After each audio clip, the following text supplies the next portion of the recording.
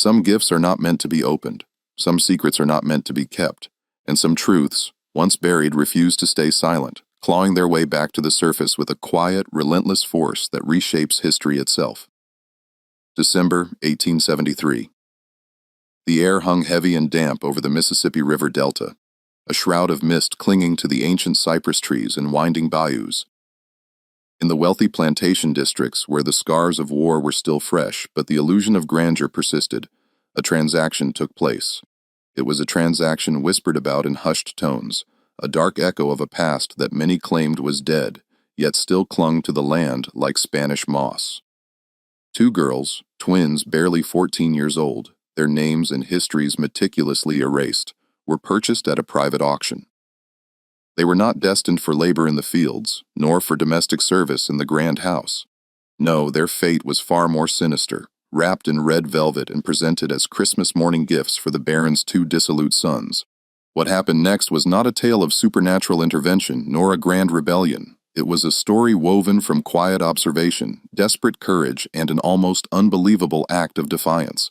What these two girls did in the spring of 1874 would not only unravel three families, but it would also expose a conspiracy of silence so deeply entrenched that it had become the very bedrock of the community. It would force an entire county to burn its records, relocate its courthouse, and collectively pretend a whole winter never happened. The Baron who bought them was never seen again, his legacy dissolving into rumor and speculation. His sons were found, yes, but what had been done to them, not physically but to their very essence, was something no one could explain, something that defied the crude justice of the era. And the twins, they vanished, not into thin air, but into a network so vast, so meticulously hidden that even today, historians refuse to discuss it on record, fearing the implications of its true reach. Before we delve deeper into the chilling account of the Baron and the twin girls who irrevocably altered the course of St. Helena Parish, I urge you to consider the weight of forgotten histories. If you are drawn to the darkest corners of American history, the stories they deliberately omit from textbooks, the events they desperately tried to erase, then I ask you to subscribe to this channel and hit that notification bell and tell me in the comments below what state are you listening from. Because this story, though rooted in the Louisiana Delta, touches more places, more lives than you might ever imagine. Now let us journey back to a time when the law was a malleable suggestion, when power was measured not just in acres of land but in the lives that toiled upon it, and when two children, innocent and unknowing, were gift-wrapped like dolls, destined for a fate that would either break them or forge them into something unbreakable. The parish of St. Helena, Louisiana, in the winter of 1873 was a place suspended in a perpetual twilight, caught precariously between the brutal realities of a war recently concluded and the uncertain dawn of a new grudgingly accepted freedom. 8 years had passed since the cannons fell silent, since the Emancipation Proclamation had theoretically shattered the chains of bondage. Yet reconstruction rather than healing had only deepened the festering wounds of the South, twisting old injustices into new insidious forms. The grand plantations, monuments to a bygone era of cotton kings and human cattle, still stood, their white columns, often chipped and peeling, gleamed defiantly in the weak winter sun, casting long skeletal shadows across fields that stretched to the horizon. But the labor that sustained them had changed, at least on paper. The fields were now worked by men and women who were legally free, yes, but practically enslaved by a system of debt and fear. Sharecropping had replaced the auction block, but the chains were simply made of invisible contracts, exorbitant interest rates, and the constant threat of eviction rather than cold, hard iron. The illusion of freedom was a cruel mirage shimmering just out of reach. Greensburg, the parish seat, was a small, dusty town, its population barely 800 souls. Yet it was the nerve center of St. Helena. It housed the courthouse, a squat brick building with a perpetually leaking roof, the land office, where every deed and mortgage was meticulously recorded, and the only bank for 30 mi, its vault, a silent testament to the wealth concentrated in a few powerful hands. Greensburg was a town built on paper, on records, deeds, contracts, mortgages, titles, and the occasional bill of sale for livestock or equipment. Everything was written down, everything was filed. And in 1873, those records were more valuable than gold, for they determined who owned what, and more critically, who owned whom, even if the language had shifted from slave to debtor or tenant. The power of the written word, even when twisted, was absolute. At the very apex of this fragile, simmering world sat a man, the locals, with a mixture of deference and disdain, simply called the Baron. His real name was Lucien Deo, though no one dared utter it in his presence without the honorific. He was not nobility by blood, not by any European standard, but he carried himself with an air of inherited superiority, as if the very land bowed to his will. Tall, with a shock of silver hair that seemed to catch the light even in dim rooms, and a voice like distant thunder rumbling across the delta. Deo was a force of nature. He owned 4,000 acres of prime delta land, rich and fertile, and controlled the labor of over 200 people. Technically, they were sharecroppers.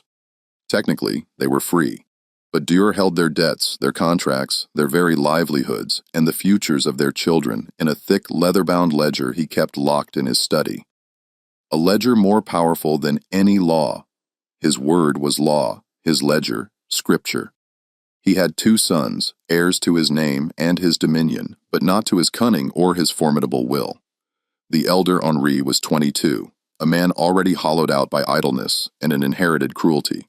He possessed his father's imposing height, but none of his calculated presence. Henri spent his days riding the property line on a magnificent black stallion, a rifle slung across his back, enforcing boundaries no one dared cross. He had cultivated a reputation for meanness, a chilling, quiet malevolence that didn't need to raise its voice to instill terror. Workers who displeased him found their rations mysteriously cut, their cabins searched without warning, their children suddenly reassigned to the farthest, most backbreaking fields. His cruelty was a slow, methodical burn designed to break spirits rather than bodies. The younger son, Julien, was 19, and if possible, even worse, where Henri was cold and calculating, Julien was volatile, a live wire of unpredictable rage and self-indulgence. He drank too much cheap whiskey, gambled away sums his father quietly covered, and took far too much pleasure in watching things break, be it a glass, a spirit, or a bone. He had been expelled from 2 different schools in New Orleans, returning home each time with mounting debts his father grudgingly paid, and a temper his father, for reasons no one understood, quietly ignored. Julien collected things. An array of gleaming guns, wickedly sharp knives, and exotic birds he kept in ornate cages until neglected and starved. They died. He was perpetually bored, and boredom in a young man with unchecked power and a cruel streak was a truly dangerous thing, a spark waiting for kindling. Lucien Deo loved his sons not for who they were, but for what they represented. The continuation of his name, the perpetuation of his empire. He loved them as a king loves his heirs, as extensions of his own power. And in December of 1873, as the festive season approached, he decided to give them a gift that would bind them to him forever. A gift that would teach them the ultimate brutal lesson of power. That some people are not people at all, but things, and things, no matter their form, can be owned, controlled, and disposed of at will. The Devo estate, known simply as the Baron's Place by the locals, sat at the end of a long, winding, oak-lined drive that seemed to stretch on forever, an arroyal tunnel leading to a forgotten past. The house itself was a sprawling 3-story monument to a world that, despite all evidence, Lucien refused to believe no longer existed. White-painted brick, its facade imposing and austere, with tall, narrow windows that seemed to stare out blankly, and wide verandas that wrapped around the entire structure, offering shade in summer and a chilling exposure in winter. Inside the rooms were vast and cavernous, filled with heavy dark furniture shipped from France, portraits of ancestors who were not truly ancestors, but rather carefully selected figures from European nobility, and a silence so profound, so thick it felt like a held breath, waiting for something to shatter it. In the quarters behind the main house, a community of 200 souls lived in cabins that had not seen repairs since before the war. These were not the picturesque whitewashed cottages of romanticized memory, but rough-honeyed shacks, their roofs patched with tin, their walls chinked with mud, their floors bare earth. They worked the fields from the first blush of dawn until the last sliver of light faded from the sky, their bodies aching, their spirits weary. At night, they gathered in low voices, sharing what little they had. Meager portions of food, whispered stories of resilience, and urgent warnings passed from one generation to the next. They knew the Devo family. They knew the casual cruelty of Henri, the explosive temper of Julien, and they knew what happened to those who displeased them. In December of 1873, a new kind of unease settled over the quarters, a premonition that something was coming, because the Baron had been making trips. 3 times in November, Lucien Deer had taken the steamboat downriver to New Orleans, staying 2 or 3 days each time. He told no one where he went or what he did, his movements shrouded in his usual impenetrable secrecy. But when he returned, he carried himself differently, not with weariness, but with a subtle shift in his bearing, like a man who had made a momentous decision and was deeply pleased with its implications. His sons noticed, exchanging uneasy glances. The workers noticed their eyes tracking his movements with a silent collective apprehension. And in a place like St. Helena Parish, where every gesture, every nuance, every secret trip held profound meaning, that kind of secrecy meant something ominous was brewing. On December 18, 1873, Lucien Deo made his final decisive trip to New Orleans. He returned on December 23rd, 2 days before Christmas, the air thick with anticipation and a biting chill. And he was not alone. The steamboat Crescent Belle, a paddle-wheeler whose ornate filigree belied its cargo of human and material goods, docked at the Greensburg landing just after sunset on December 23rd. The air was cold and damp, the kind of pervasive chill that seeped into one's bones and settled there, refusing to be dislodged. A thin, ghostly mist rose from the dark, swirling waters of the river, curling around the moss-covered pilings and drifting like a phantom across the rough, hew-kneed wooden planks of the dock. The few men unloading cargo, their breath pluming in the frigid air, worked with a frantic efficiency, eager to finish their arduous tasks and retreat to the meager warmth of their homes and hearths. Lucien Devo descended the gangplank alone, a solitary, imposing figure. He carried a worn leather satchel clutched in one hand, and his long black wool coat, tailored to perfection, seemed to absorb the fading light, making him appear less a man and more a moving shadow against the twilight. He offered a curtain nod to the dock workers, his gaze sweeping over them with an almost imperceptible disdain, but he did not speak. His silence was a command, a barrier. Behind him, emerging from the dimly lit passenger cabin, 2 figures materialized, hesitant and small, against the vastness of the river and the encroaching night. They were girls, twins, identical in every discernible way, their features mirroring each other with an unsettling precision. They wore plain gray dresses, thin and threadbare, utterly inadequate for the biting cold that permeated the air. Their heads were covered with dark, coarse shawls pulled low and tight, effectively obscuring their faces, rendering them anonymous. They carried nothing, no bags, no bundles, no small cherished belongings. Nothing to suggest they had come from anywhere specific or were destined for any particular place. They moved in perfect, almost synchronized unison, stepping off the boat together, stopping together, waiting together like 2 halves of a single silent entity. One of the dock workers, a man named Tobias Hole, a grizzled veteran of the riverfront, later recounted to his wife Martha that the girls never once looked up. Their eyes remained fixed on the ground, their gazes averted, as if the very act of looking might invite further misfortune. And when the Baron, with a dismissive flick of his wrist, gestured for them to follow, they did so without a moment's hesitation, without a single question, like shadows obediently trailing a body. Tobias, a man who had witnessed countless arrivals and departures, felt a prickle of unease. There was something profoundly unsettling about their absolute stillness, their utter lack of protest. Devo led them to a covered wagon, its canvas top stained and weathered, which stood waiting at the end of the dock. The driver, a man named Cato, a stoic and taciturn individual who had worked the Devo stables for decades, climbed down from the driver's seat. His face, etched with years of sun and toil, betrayed no emotion as he opened the back flap of the wagon. The Baron gestured again, a silent command, and the twins, without a word, climbed inside, disappearing into the dark interior.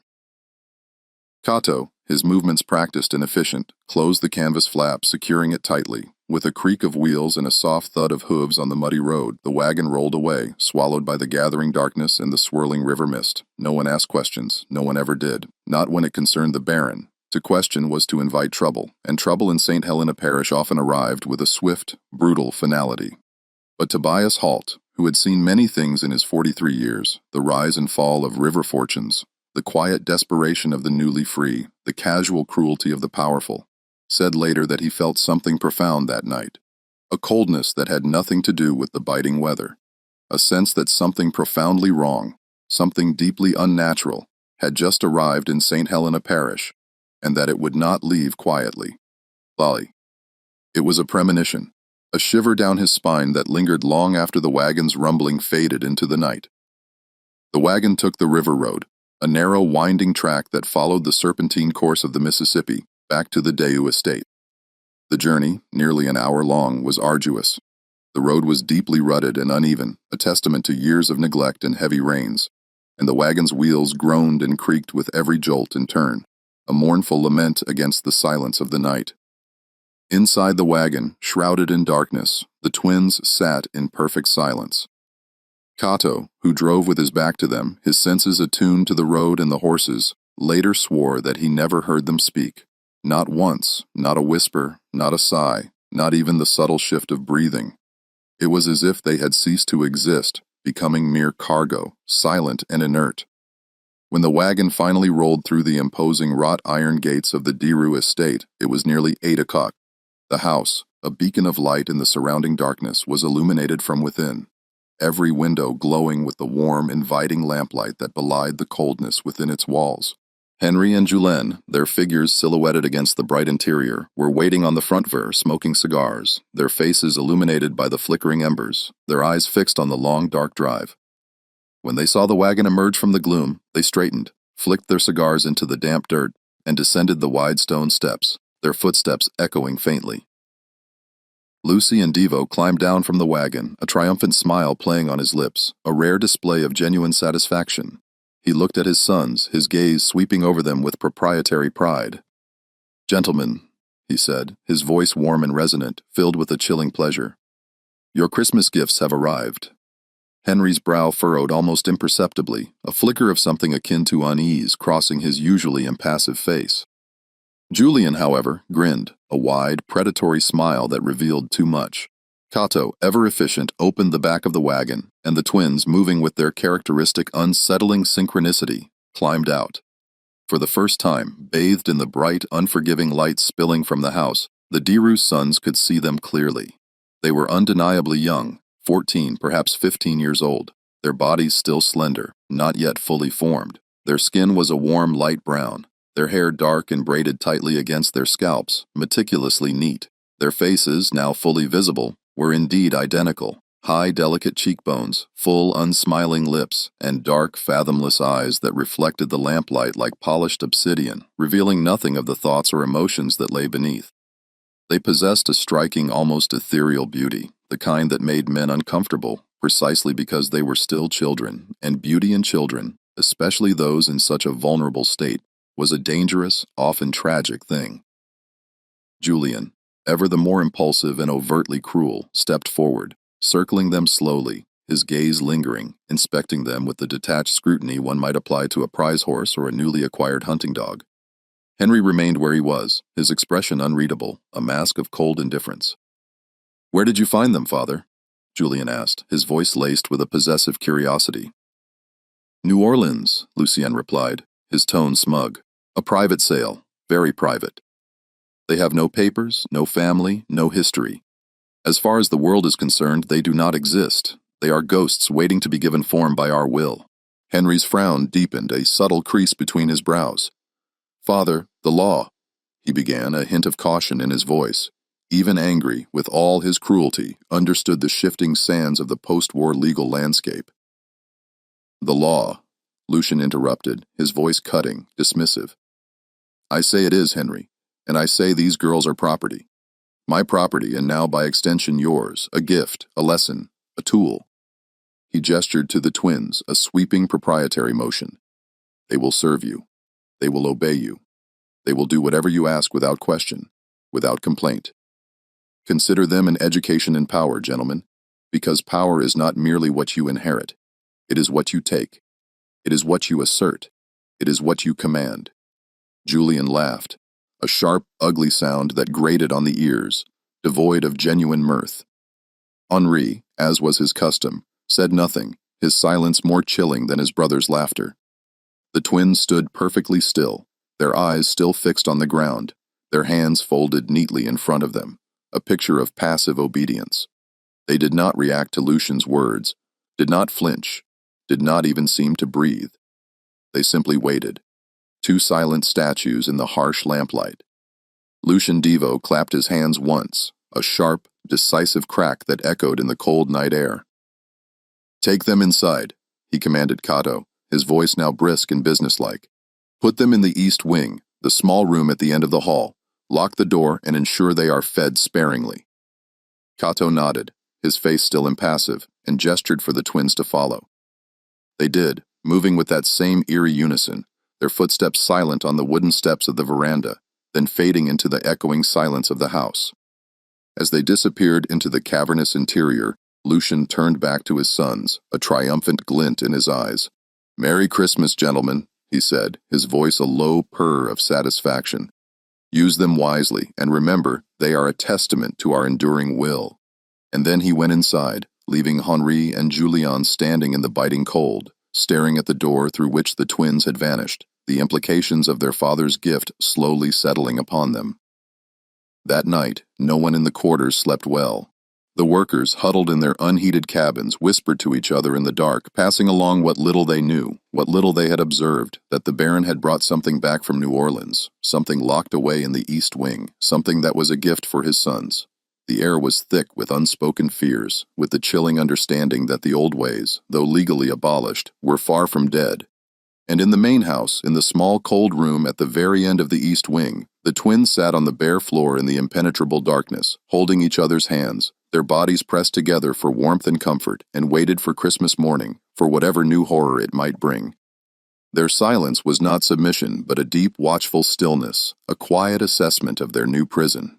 Christmas Day, 1873, dawned not with the festive cheer of carols and bright lights, but with a cold, oppressive grayness. The sky was the color of old iron, heavy and unyielding, pressing down on the delta.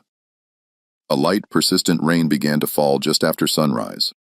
A soft rhythmic tapping against the tall, narrow windows of the Deo house like the insistent drumming of fingernails on glass. A mournful accompaniment to the day. Inside, the Devo family gathered in the main parlor, a vast, dimly lit room dominated by a massive fireplace that offered little warmth. Lucian Devo sat at the head of the long, polished mahogany table, dressed in a dark, impeccably tailored suit, his silver hair combed back with meticulous precision, his expression serene, almost beatific, as if he had just performed a great act of benevolence. Henri and Julien sat on either side of him, both unusually quiet, their usual boisterousness subdued by their father's imposing presence and the unspoken weight of the previous night's arrival. The table was set with the finest imported china, delicate porcelain adorned with intricate patterns and gleaming crystal goblets that caught the meager light. The breakfast, a lavish spread of smoked ham, fluffy biscuits, homemade preserves, and steaming coffee, was served by two women from the quarters, their faces impassive, their movements swift and practiced, their eyes meticulously kept downcast, avoiding any direct contact. No one mentioned the twins. Their presence, though palpable, was a silent, uncomfortable truth, an elephant in the opulent room. After breakfast, Lucian rose from the table, a subtle gesture of his hand commanding his sons to follow. They walked through the cavernous house in silence, their footsteps echoing on the polished wood floors, the sound amplified in the stillness, until they reached the east wing, a less frequently used section of the house, colder and more sparsely furnished. Lucian produced a small ornate key from his waistcoat pocket, its brass gleaming dully, and with a soft click, unlocked the heavy wooden door at the very end of the hall. The room was small, barely larger than a closet, and sparsely furnished. A narrow, uncomfortable-looking bed with a thin mattress, a single, rickety wooden chair, and a washhand with a chipped porcelain basin. The air was stale, tinged with the scent of dust and confinement. The twins were sitting on the bare floor where they had been left the night before, their bodies pressed together, still holding hands, still utterly silent. They looked up when the door opened, their dark eyes meeting Lucien's gaze for a fleeting moment. But their expressions did not change, remaining as unreadable as polished stone. Lucien stepped aside, a theatrical flourish, and gestured for his sons to enter the small, cramped space. "They are yours now," he said simply, his voice devoid of emotion as if discussing a new piece of farm equipment. "Do with them as you please. They are yours to command." And then he left, closing the door behind him with a soft, definitive thud, leaving his sons alone with their gifts. What transpired in that small, cold room over the next 3 months is not entirely known, not in its full, brutal detail. The twins, Kora and Clara, never spoke of it in later years, their silence a testament to the unspeakable. And the Deo's sons, Hri and Julia, never offered any explanation, their memories conveniently selective. But there are fragments, whispers, pieces of testimony gathered later from the workers in the quarters, individuals who saw things, heard things, noticed things in the periphery of their own arduous lives. These fragments pieced together paint a chilling implicit picture. A woman named Deline, who worked in the main house as a cook, her hands perpetually stained with flour and grease, said that the twins were brought down to the kitchen every morning for a single meager meal. A crust of stale bread, a cup of water, sometimes if they were lucky, a piece of bruised fruit. They ate quickly, their movements precise and economical in silence, their eyes never meeting hers. As soon as they finished, they were taken back upstairs, their presence a fleeting, unsettling shadow. Deline swore they never looked at anyone, never asked for anything, never made a sound. Their silence was absolute, unnerving. A man named Ezra, who tended the stables, his hands gnarled from years of handling horses and heavy equipment, said that he saw Julian Deere leading the twins out to the old carriage house one afternoon in late January. The air was crisp, the ground still hard with frost. He remembered Julian's laughter, a harsh, discordant sound that carried on the wind and the twins' utter lack of response. Ezra said he heard sounds coming from the carriage house, sharp splintering sounds like wood breaking or something being struck. But he did not investigate. No one investigated. To investigate was to invite the Baron's wrath, and that was a price no one was willing to pay. He simply turned his back, pretending not to hear, not to see. A young girl named Bess, barely 12 years old, who worked in the laundry, her small hands perpetually chapped from lye soap and cold water, said that she saw the twins once through a window. It was a rare moment of stillness in her day. She said they were standing in their small room facing each other, their hands clasped together, and their lips were moving, a silent rhythmic motion. She said it looked like they were praying, a desperate, unheard supplication, but she could not discern the words. Their faces, even from a distance, seemed etched with an ancient sorrow. And a man named Samuel, who drove the Deru carriage, a sturdy, reliable man who had served the family for decades, said that in early March he was ordered to take Henri and the twins into Greensburg. The spring air was beginning to soften, carrying the scent of damp earth and budding magnolia. He remembered Hungry sitting in the carriage with them, his posture rigid, his gaze fixed straight ahead, while the twins sat perfectly still, their hands folded in their laps, their eyes downcast as if carved from wood. Samuel said that when they reached the town, Henri took them into the courthouse, the very same courthouse where land deeds and contracts were filed, where the fate of so many was decided on paper, and they were inside for nearly an hour. When they emerged, Henri was smiling, a thin, satisfied curl of his lips, and the twins, as always, were not. Their faces remained blank, unreadable.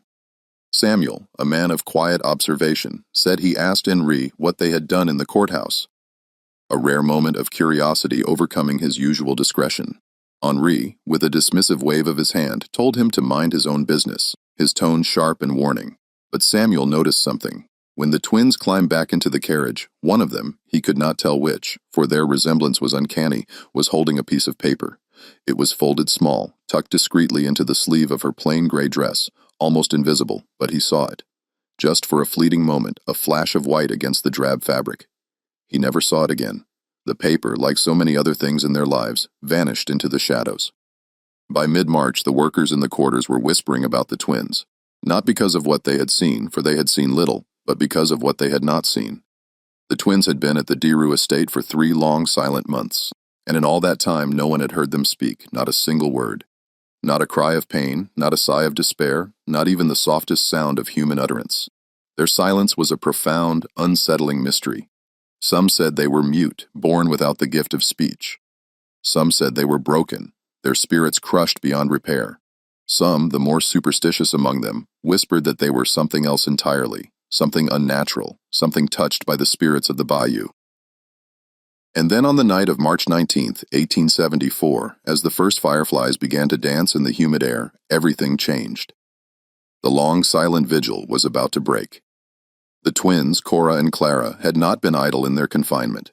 Their silence was not a sign of submission, but a shield, a carefully constructed facade behind which their minds, sharp and resilient, worked with a quiet, desperate intensity. Their mother, back in Virginia before the fire, had been a seamstress, but she had also possessed a fierce love for learning. She had taught her daughters to read and write, skills considered dangerous for their station, but skills that would ultimately become their salvation. She had taught them to decipher the intricate loops and flourishes of the written word to unlock the secrets held within pages. In the Deer House, a place where books were more often decorative than read, they had found a hidden treasure.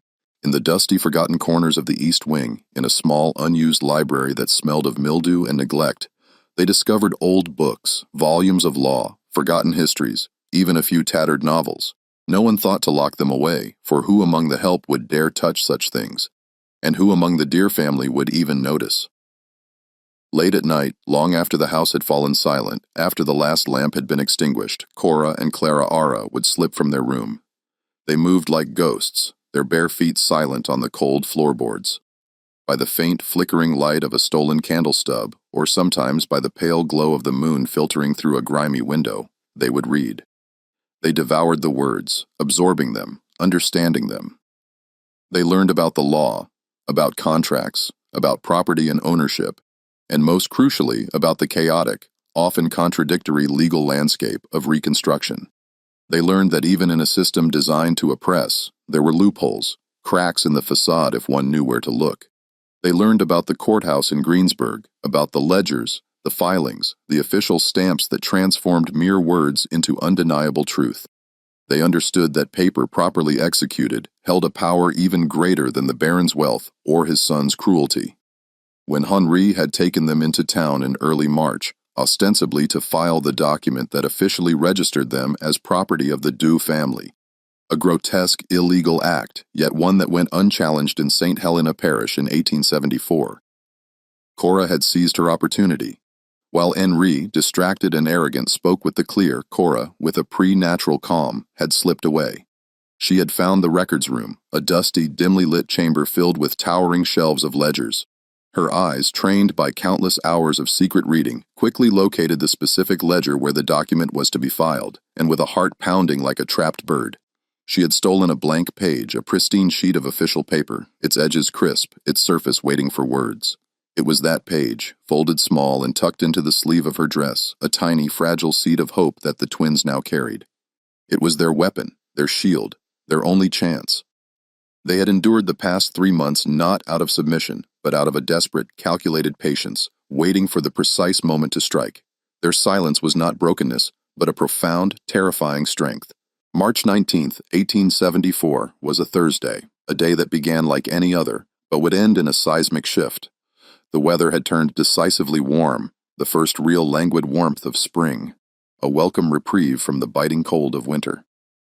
The air, thick with humidity, smelled of wet earth, of burgeoning life, of the sweet, intoxicating scent of jasmine beginning to bloom.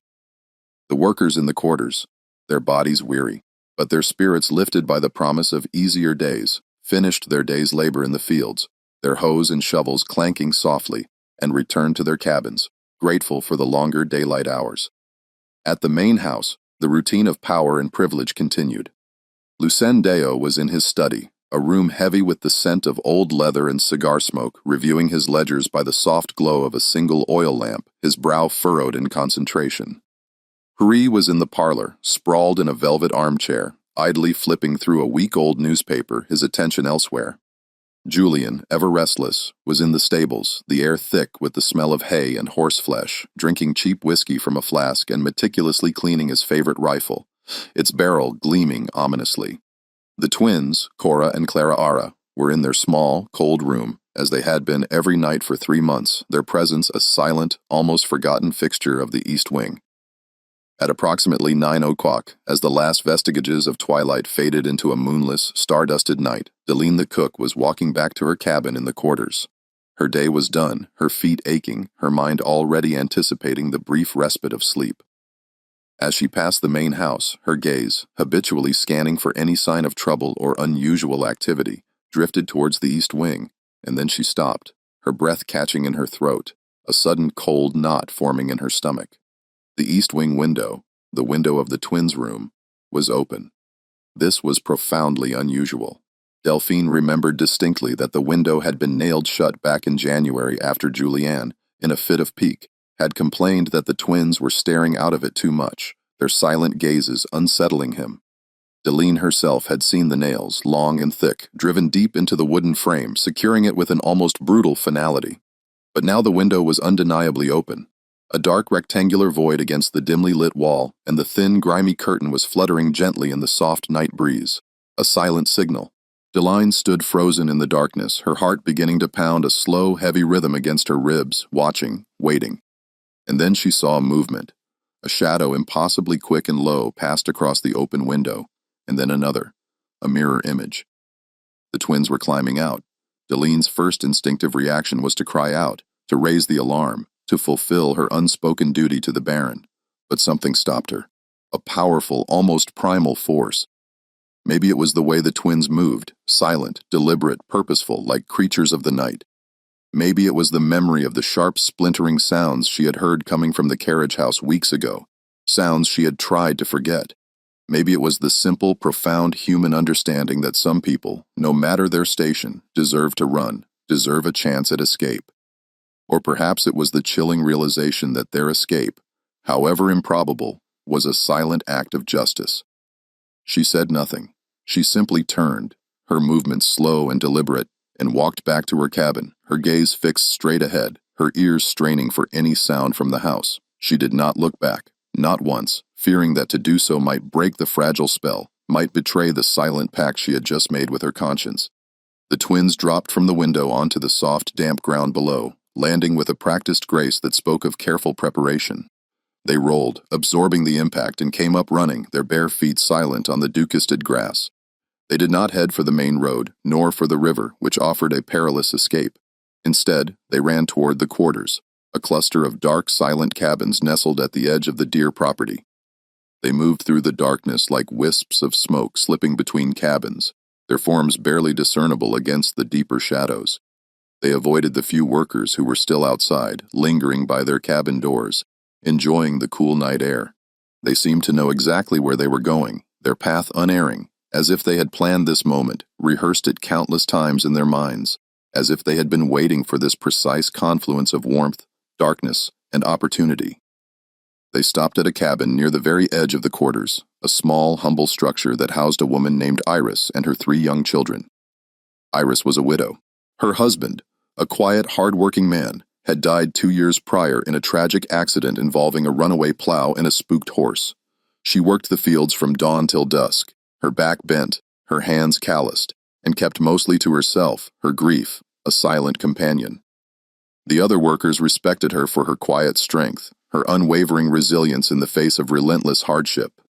The twins approached the cabin door, their hearts pounding, and knocked softly, a hesitant, almost imperceptible tap. Iris opened it, her face etched with weariness, her eyes still heavy with sleep. She saw them standing there in the pale moonlight, 2 identical figures, their faces stark and serious, and she froze, a gasp catching in her throat. Her first thought was that they were ghosts or perhaps a dream. "Please," one of the twins said, her voice a soft hoarse whisper, barely audible above the chirping of crickets. It was the first word anyone had heard either of them speak in 3 months, a sound so fragile it seemed it might shatter. Her voice was rough, as if unused, a rusty hinge creaking open. "Please, we need help." Iris stared at them for a long, agonizing moment, her mind racing, trying to reconcile the silent, ghost-like figures she had seen with these 2 desperate speaking girls. The implications of their presence on her doorstep were terrifying. Then slowly she stepped aside, her movements stiff, and let them in, closing the door softly behind them, plunging the small cabin into near darkness. Inside the cabin, by the flickering, uncertain light of a single tallow candle, the twins, Kora and Clara, finally told their story. Their voices, though still soft, gained strength as they spoke. The words flowing out, a dam breaking. They were not from Louisiana. They were from Virginia, from a small, unassuming town near Richmond, nestled amidst rolling hills and tobacco fields. Their mother had been a gifted seamstress, her nimble fingers capable of intricate embroidery. Their father a strong, dependable blacksmith, his forge a constant source of warmth and light. They had lived a quiet life, a good life filled with the simple rhythms of work and family, until tragedy struck in the summer of 1872. Their parents had died in a sudden, devastating fire that consumed their small home, leaving them orphaned and alone. The twins, who were barely 13 at the time, had no other family, no kin to take them in. They were taken in by a local church, its pastor promising to find them a safe home, a new beginning. Instead, the church, burdened by its own poverty and the overwhelming number of war orphans, had sold them. Not officially, of course, not legally, not with a bill of sale, but sold them nonetheless to a man who dealt in children, orphans, runaways, anyone who would not be missed, anyone whose absence would go unremarked. The man, a shadowy figure who moved between states, had taken them to New Orleans, a city teeming with both opportunity and desperation. There they were kept in a cramped, squalid house with other children, all of them waiting like livestock to be sold again, their futures hanging by a thread. In December of 1873, Lucien Deer had come to that house. He had inspected the children with a cold, calculating gaze, his eyes devoid of pity, the way one might inspect a herd of cattle. And he had chosen the twins, their identical features and quiet demeanor, apparently appealing to his sense of acquisition. He had paid in cash, a thick wad of bills, and had taken them away, their fate sealed. They had been at the Devo estate for 3 months. 3 months of being locked in a small cold room, of being used, of being treated as things rather than people, their humanity systematically stripped away. They had endured it because they had no choice, no means of escape. But they had also been planning meticulously, patiently, their minds working in the shadows, because the twins had a secret, a weapon more potent than any physical force. They could read and they could write. Their mother had taught them back in Virginia before the fire, instilling in them a love for knowledge that transcended their circumstances. And in the dough house, in the dusty, forgotten library, they had found books, old books, forgotten books, books that no one thought to lock away, for who would care about such things? They had read them in secret late at night by the faint stolen light of a candle or the pale glow of the moon, and they had learned things. They had learned about the law, about the intricate dance of contracts and property, about the loopholes that existed in the chaotic aftermath of Reconstruction. They understood that while the spirit of the law might be ignored, the letter of the law, if properly invoked, still held sway, and they had learned about the courthouse in Greensburg, about the power of official documents of signatures and stamps. When Henri had taken them into town in early March, ostensibly to file the document that would legally bind them to the Deo family, Kora had acted. While Henri, engrossed in his own self-importance, spoke with the clear, Kora, with a heart hammering against her ribs, had slipped away. She had found the records room, a labyrinth of shelves and dusty ledgers, and with a flash of insight, she had located the specific ledger where their fate was to be recorded. And she had stolen a blank page, a pristine official sheet of paper waiting to be filled with words of freedom. It was that page, folded small and tucked into Kora's sleeve, that the twins now showed to Iris. It was their declaration, their desperate plea. "We can write our own document," Kora said, her voice gaining a quiet conviction.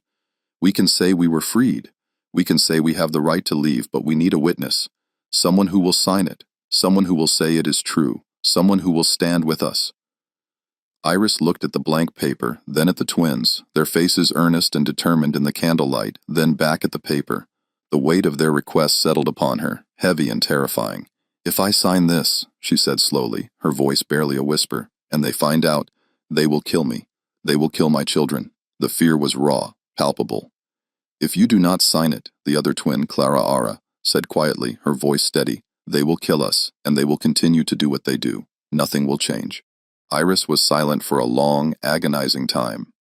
Outside, the night was still and warm, the air thick with the scent of damp earth. Somewhere in the distance, a dog barked, a lonely sound in the vast darkness. The candle flickered, casting dancing shadows on the cabin walls, making the twins' faces seem both ethereal and resolute. She thought of her own children, sleeping soundly in the next room, and the precariousness of their existence. She thought of the injustices she had witnessed, the quiet suffering of her community, and she thought of the courage these 2 young girls, barely more than children themselves, possessed. Finally, with a deep, shuddering breath, Iris reached for the pen, its nib scratching faintly against the rough paper of the table. Her hand trembled, but her resolve, once found, was firm. Iris signed the document in the early hours of March 20th, just before the first faint blush of dawn touched the eastern sky. Her hand shook visibly as she wrote her name. The simple, elegant script, a testament to her own quiet education, But her signature, once completed, was clear and legible, a defiant mark against the Baron's power. The twins, their faces alike with a fragile hope, thanked her with a profound, silent gratitude. They folded the precious paper carefully, meticulously, and tucked it back into Kora's sleeve, a secret weapon hidden in plain sight. "What will you do now?" Iris asked, her voice still laced with a tremor of fear, but also with a burgeoning sense of awe. "We will leave," Clara said, her voice now imbued with a quiet certainty. "Tonight before they notice we are gone, before the sun fully rises and illuminates our absence. And if they catch you," Iris pressed, her gaze searching their faces. The thought of the Baron's retribution was a cold dread in her stomach. The twins looked at each other, a silent communication passing between them, a shared understanding forged in hardship. And for the first time, Iris saw something in their dark eyes that was not fear, not despair, but something colder, something harder, something utterly unyielding. It was a glint of steel, a spark of defiance. "They will not catch us," Kora said, her voice flat, resolute. But they did not leave that night because before they could, before the first rays of the sun could fully pierce the darkness, something happened that changed everything, accelerating their carefully laid plans into a desperate, immediate gamble. At approximately 6 o'clock in the morning, as the first roosters began to crow, Julian Devo, restless and bored even in the early hours, decided to make his way to the east wing to check on the twins. He found the door locked as always, a symbol of his control. But when he unlocked it and pushed it open, the small room was empty. The narrow bed was undisturbed, the single chair vacant. The window, which he himself had ordered nailed shut, was open, the thin, grimy curtain fluttering gently in the net morning breeze, a silent, mocking banner of escape. Julian's face, usually flushed with drink or anger, went stark white. A cold, primal fear, unfamiliar and unwelcome, gripped him. He ran downstairs, his heavy boots pounding on the polished wood, shouting for his father, for his brother, for anyone who could hear him, his voice raw with a mixture of rage and disbelief. Within minutes, the entire Deru estate was plunged into chaos. The quiet morning, usually reserved for the slow, deliberate preparations for the day's work, was shattered by shouts and frantic activity. Lucian Devo, roused from his sleep, his face a mask of fury, ordered an immediate, comprehensive search. Every cabin in the quarters was to be inspected, every nook and cranny turned inside out. Every worker was to be questioned, their answers scrutinized for any hint of complicity. The twins were to be found, and they were to be brought back, no matter the cost, no matter what it took. His authority, his very image of control, had been challenged, and that was an unforgivable offense. Henri, ever the dutiful if cruel son, took a group of armed men and began systematically searching the vast fields, his eyes narrowed, his rifle held ready. Julian, his face still pale with shock and rage, took another group and scoured the dense woods along the river, his movements erratic, his temper simmering. Lucien himself, his silver hair disheveled, his eyes blazing, went directly to the quarters, moving from cabin to cabin, his presence a terrifying storm, demanding answers, his voice booming with barely contained wrath. The workers, roused from their sleep, stood silently, their faces impassive, their eyes carefully blank. They had seen nothing, heard nothing, knew nothing. Their collective ignorance was a shield, a silent act of resistance. Lucian's face grew darker with each denial, each blank stare, but he did not press them, not yet. He knew the futility of brute force against a wall of silence, but his patience was wearing thin. By midday, the search had expanded beyond the Devo property, radiating outwards like ripples in a pond.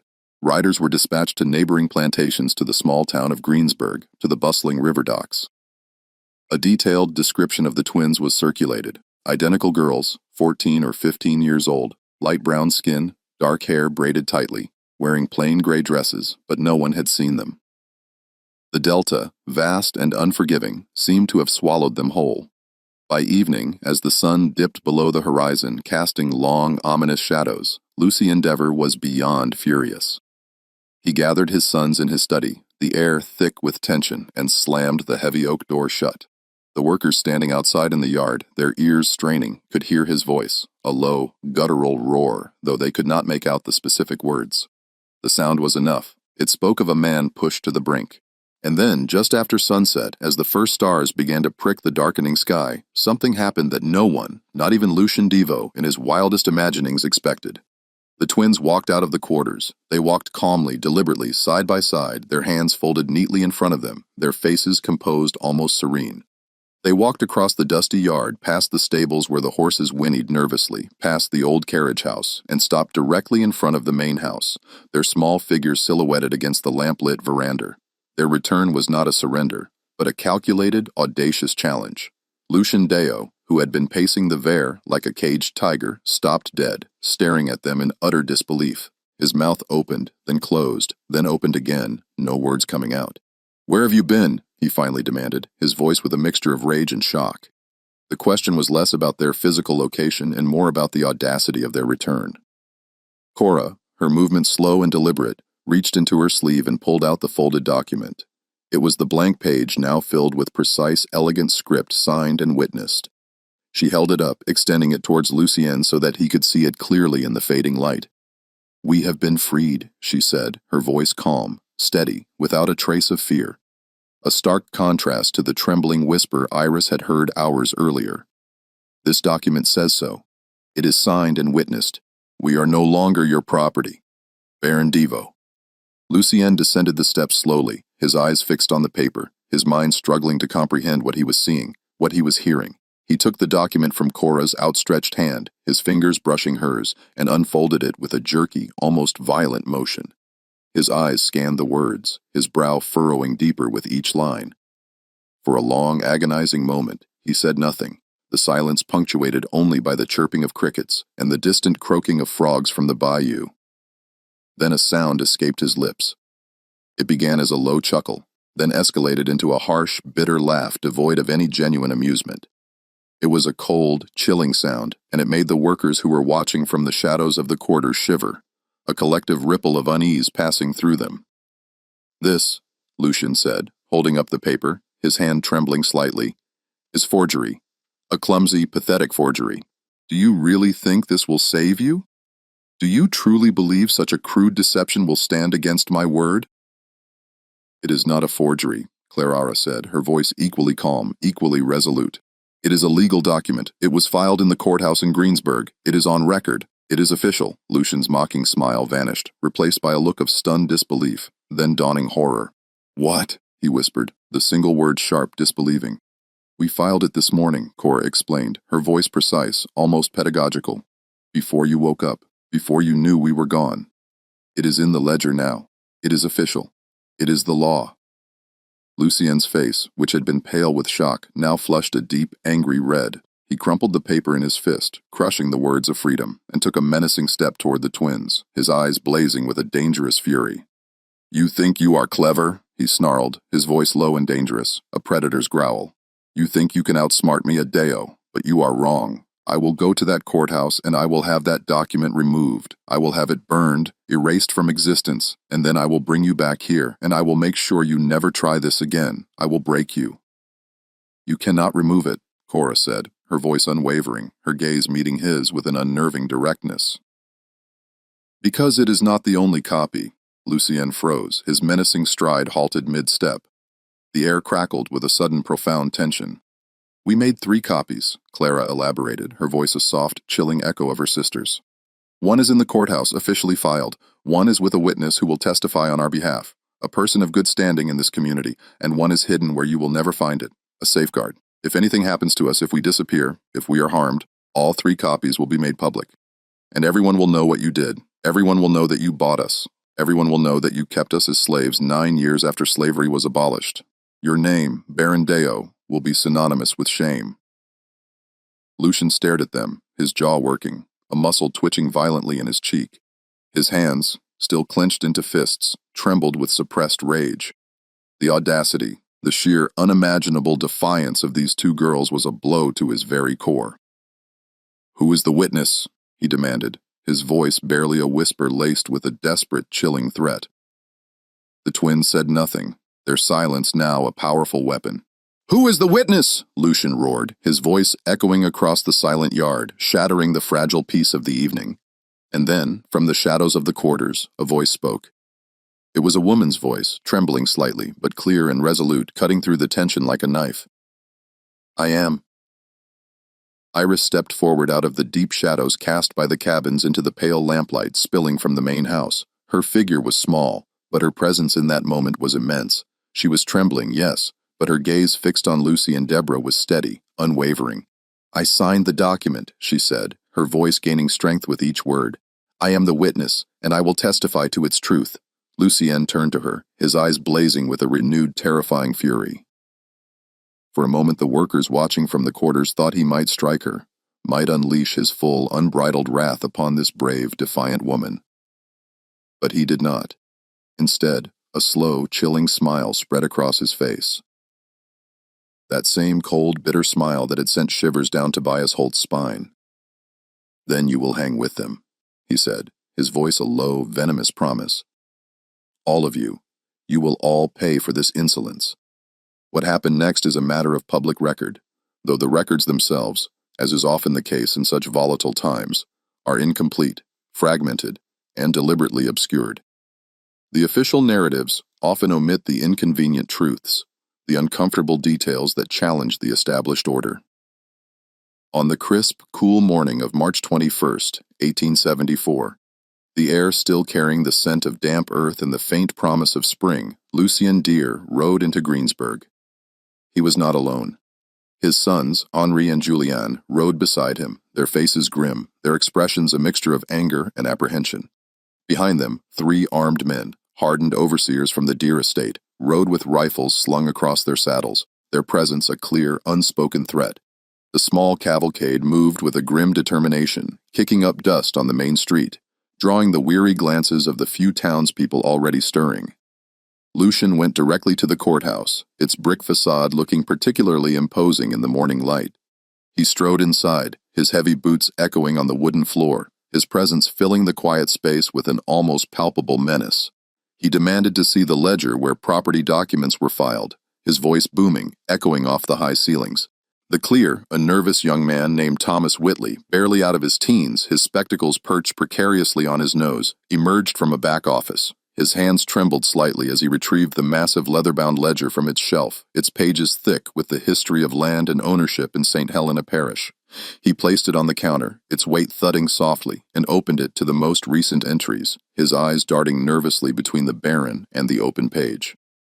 There, dated March 20th, 1874, in clear, precise script, was a document. It stated unequivocally that 2 girls, Kora and Clara, formerly held by Lucy and Devo, had been legally freed and were no longer subject to any claim of ownership, their freedom now enshrined in the very records that had once sought to bind them. The document was signed by Iris, listed prominently as a witness, her signature clear and resolute, and crucially, it was countersigned by a justice of the peace named Albert Finch, his official stamp, lending it undeniable legal weight. Lucien's eyes, narrowed to slits, devoured the words. His face, already flushed with anger, deepened to a dangerous purple. He slammed his fist on the counter, making Whitley jump. He demanded to see Finch, his voice a low growl. The clerk, stammering, explained that Finch had left town that very morning, heading north to Baton Rouge on urgent family business, and would not return for several days, a convenient or perhaps prescient absence. Lucien then demanded that the document be immediately removed, torn from the ledger, erased from existence. Whitley, his face pale, shook his head. He explained, his voice barely a whisper, that he did not have the authority to remove a legally filed document without a court order, a judge's explicit command. The ledger, once an entry was made, was sacrosanct. Lucien, his patience utterly exhausted, slammed his fist on the desk again, the sound echoing through the quiet courthouse. He told the terrified clerk that he would have the document removed one way or another, with or without his cooperation. His eyes, burning with a cold fury, promised dire consequences, and then he left, his heavy footsteps thudding ominously, his sons and armed men following in his wake. But he did not go back to the estate. Instead, his rage still simmering, he went directly to the sheriff's office, a small, unassuming building across the dusty square. The sheriff of St. Helena Parish in 1874 was a man named Cyrus Tate. He was in his late 50s, a man whose face was a roadmap of hard living and difficult choices. A former Confederate officer, he had returned home after the war to find his world, his entire way of life, turned upside down. He did not like Reconstruction, did not like the new federal laws, did not like the idea that people he had once considered property were now legally his equals. He harbored a deep-seated resentment for the changes sweeping the South. But he was also a practical man. A pragmatist who understood the shifting tides of power. He knew that the law, however much he disliked its new iterations, was still the law, and his duty was to uphold it, however reluctantly. Lucian Devo burst into Tate's office, his anger radiating from him like heat from a furnace. He told Tate in no uncertain terms that 2 girls had stolen property from him, that they had forged a legal document, and that they were inciting rebellion among his workers. He demanded that they be immediately arrested and returned to his custody, their insolence punished. Tate, a man of few words, listened patiently, his gaze steady, unblinking. When Lucien finished his furious tirade, Tate asked calmly to see the document. Lucien, still seething, produced the crumpled copy that Kora had given him, tossing it onto Tate's desk with a dismissive gesture. Tate picked it up, smoothed out the creases, and read it slowly, meticulously, his eyes tracing each word. Then he looked up at Lucien, his expression unreadable. "This says they were freed, Mr. Darrow," Tate stated, his voice flat, devoid of judgment. "It is a forgery!" Lucien roared, his fist slamming onto the desk, making the inkwell jump. "A blatant criminal forgery. Do you have proof of this forgery, Mr. Devo?" Tate asked, his voice still calm, his gaze unwavering. "A sworn affidavit, a witness to the act of falsification. I do not need proof," Lucien thundered, his face contorted with rage. "They are my property. They were purchased legally before the eyes of God and man." Tate leaned back in his creaking wooden chair, his gaze sweeping over Lucien, then to the crumpled document. "Mr. Devo, with all due respect, slavery is illegal. Has been for 9 years, the 13th Amendment. If these girls were held against their will, that is a crime. And if this document is on file at the courthouse signed by a justice of the peace, then as far as the law is concerned, they are free. My hands are tied." Lucien's face went dark. "A dangerous storm cloud gathering." "Whose side are you on, Tate?" he snarled, the question a thinly veiled threat. "I am on the side of the law, Mr. Devo," Tate said, his voice hardening slightly, a flicker of steel in his eyes. "And the law as it stands says they are free. I cannot arrest free citizens without cause." Lucien stood abruptly, his chair scraping loudly across the floor, his hands shaking with barely suppressed rage. "Then the law," he spat, his voice dripping with contempt, "is wrong, and you, Sheriff, are a fool." He turned abruptly and walked out of the sheriff's office, his sons and his men following, leaving Tate alone in the quiet office, the crumpled document still on his desk. And that is when things began to unravel, not just for Lucian Devo, but for the fragile peace of Greensburg itself. Because Lucian Devo in his blinding fury made a catastrophic mistake. He went back to the courthouse, his mind consumed by a singular destructive purpose, to erase the document, to obliterate the evidence of his humiliation. Thomas Whitley, the young clerk, was still behind the counter, his face pale, his hands still trembling. He saw Lucien and his entourage re-enter, and a cold dread settled over him. Lucian strode directly to the counter, his eyes fixed on the ledger. He demanded it again, his voice low and menacing. Whitley, summoning a desperate courage, refused to hand it over. He clutched the ledger to his chest, his knuckles white. Lucien, without a word, grabbed the young man by the collar of his shirt, his grip like iron, and shoved him violently against the wall, the impact rattling the shelves of documents. Cree and Julianne stood by watching, their faces impassive, while the 3 armed men positioned themselves by the door, blocking any escape, any intervention.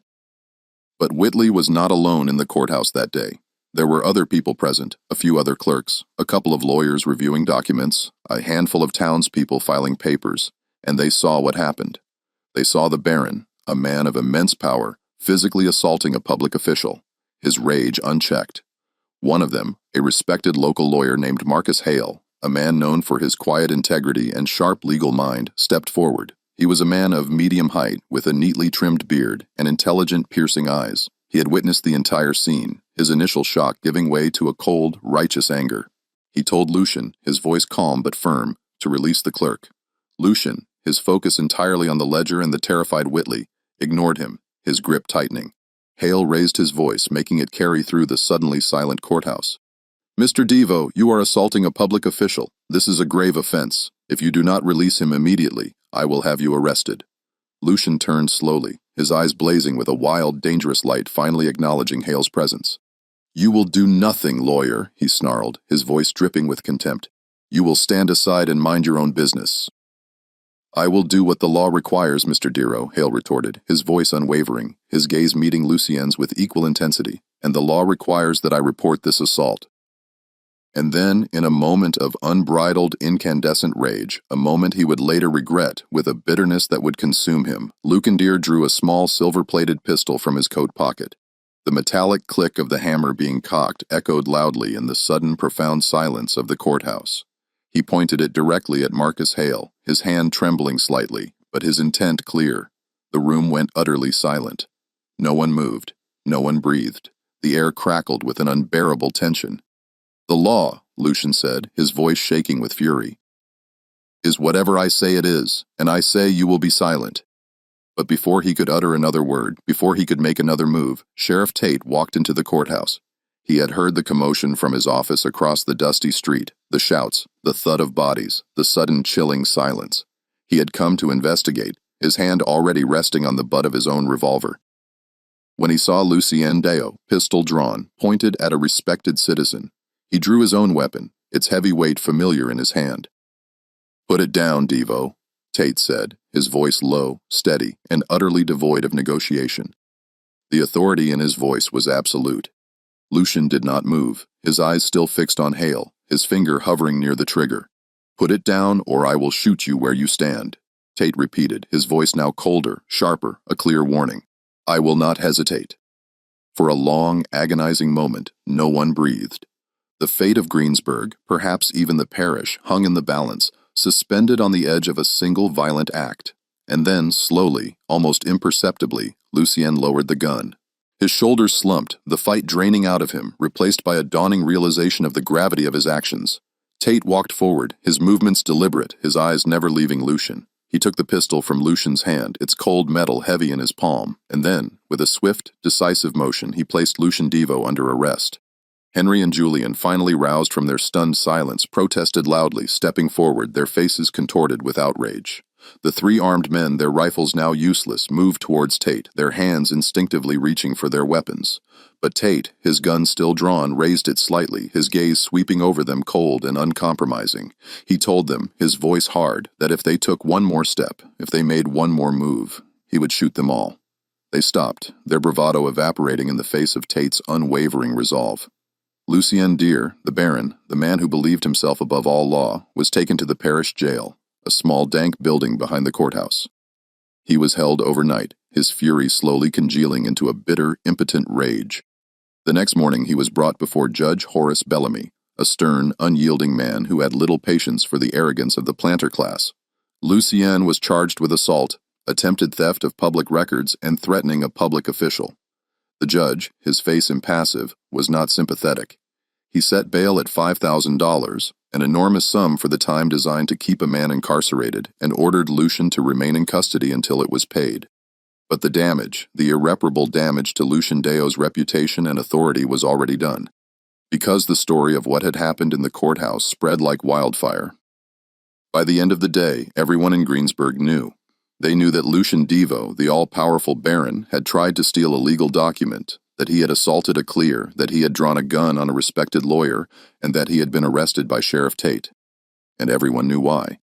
Because two girls, two former slaves, two children had outsmarted him. They had used his own system, his own laws against him, and in doing so, they had shattered his illusion of invincibility. The whispers in the quarters, the silent defiance had finally found its voice, and it had brought down a titan. Lucien Devo was eventually released from jail 3 days later after his lawyers, working frantically, managed to arrange for the exorbitant bail to be posted. The sum, a significant portion of his liquid assets, was a bitter pill to swallow, a tangible cost of his humiliation. But by then the story had spread far beyond the dusty confines of Greensburg. Newspapers in Baton Rouge and New Orleans, eager for sensational headlines, picked it up, embellishing the details, painting Lucien as a caricature of the Old South's dying arrogance. Within a week, the tale of the Baron and the defiant twins was being discussed in parlors and saloons across Louisiana, a scandal that captivated and divided.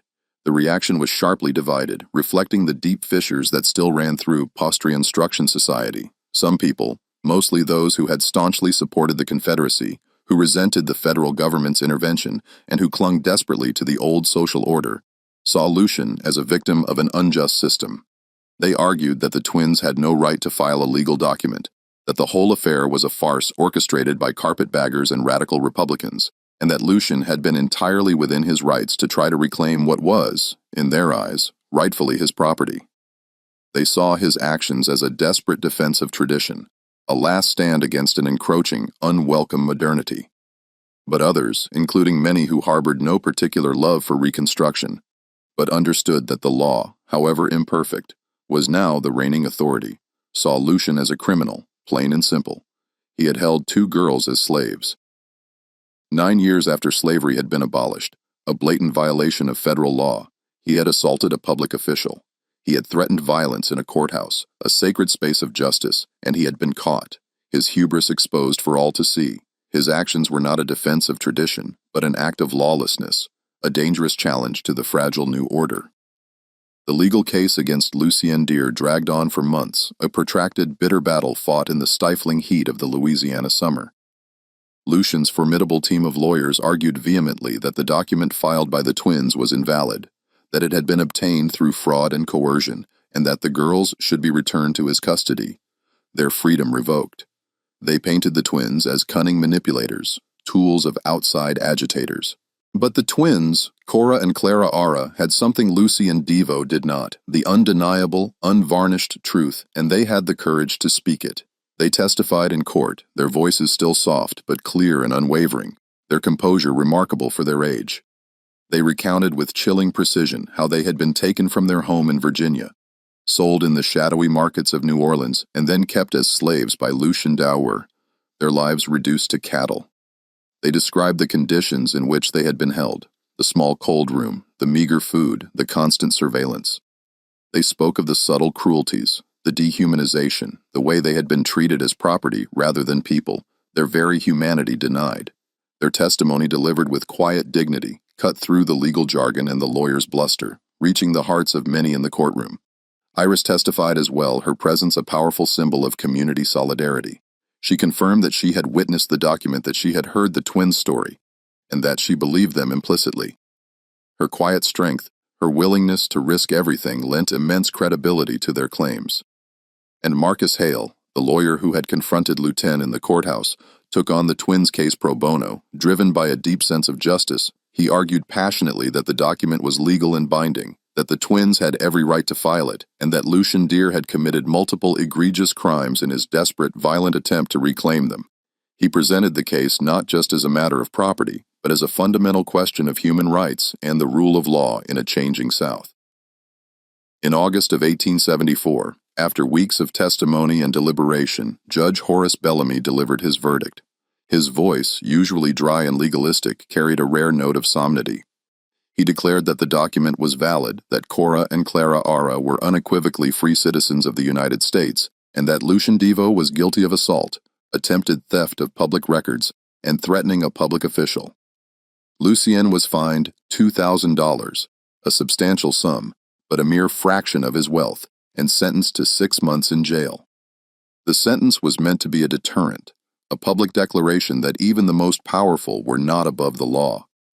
But Lucien Devo never served the sentence. On the night of August 15, 1874, under the cover of a moonless sky, Lucien Devo disappeared. He left his sprawling estate, left his sons, left everything he had built and coveted, and was never seen again. The circumstances of his vanishing were shrouded in mystery, fueling endless speculation. Some said he fled south across the border to Mexico, seeking refuge from the law and his shattered reputation. Some whispered that he had sailed to Europe, to a continent where his barren title might hold more weight. Others, the more cynical, suggested he had taken his own life, unable to bear the shame and humiliation. No one knows for certain. His disappearance became a local legend, a cautionary tale whispered around campfires. Cree and Julien Devo tried in their own inept ways to maintain the estate, to cling to the remnants of their father's empire, but without Lucien's iron will, his cunning, and his ruthless efficiency, they could not hold it together. Workers emboldened by the twins' victory began to leave seeking better opportunities or simply freedom from the Devo name. Debts long managed by Lucien's shrewd hand piled up, overwhelming the feckless sons. Within 2 years, the once grand Devo property, its fields overgrown, its house falling into disrepair, was sold at auction, its legacy dissolved into obscurity. Henri, his spirit broken, his cruelty now aimless, moved to the rough-and-tumble frontier of Texas and died in a drunken bar fight in 1879. A pathetic end to a life of privilege. Joliet, consumed by his vices, drank himself to death in a squalid New Orleans boarding house in 1881, his body found by a sympathetic landlady. The deer name, once a symbol of immense power and fear in St. Helena Parish, faded into obscurity, becoming little more than a footnote in the parish's troubled history. As for the twins, Kora and Clara, they left St. Helena Parish in the fall of 1874, their departure quiet and unceremonious, a stark contrast to their dramatic arrival. Iris, the brave widow who had risked everything for them, went with them along with her 3 children. They traveled north, a long, arduous journey, eventually settling in a small Quaker-influenced town outside Philadelphia, Pennsylvania, a place far removed from the humid, oppressive Delta. There, in their new home, Kora and Clara opened a small school for freed children, a beacon of hope in a community eager for education. They taught reading, writing, and arithmetic, their lessons imbued with a quiet passion, and they never charged a fee, believing that knowledge should be freely given. They lived quietly, modestly, their lives dedicated to empowering others through the very tools that had secured their own freedom. They never spoke publicly about what had happened to them in Louisiana, the trauma too deep, the memories too painful to share with strangers.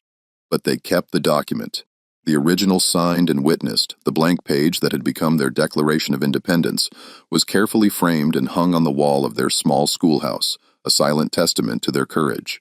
And beneath it, in Kora's careful, elegant handwriting, was a single profound sentence: "Some gifts are not meant to be kept."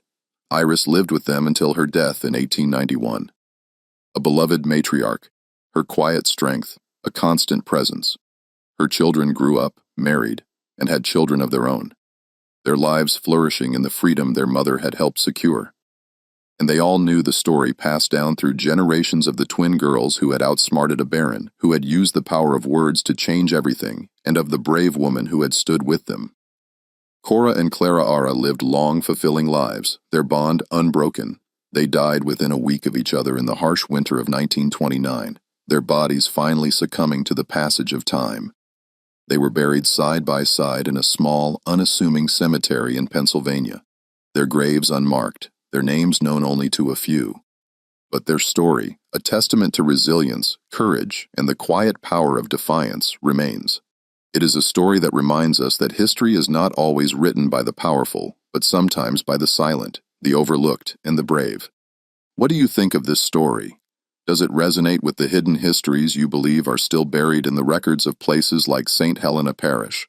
Leave your comment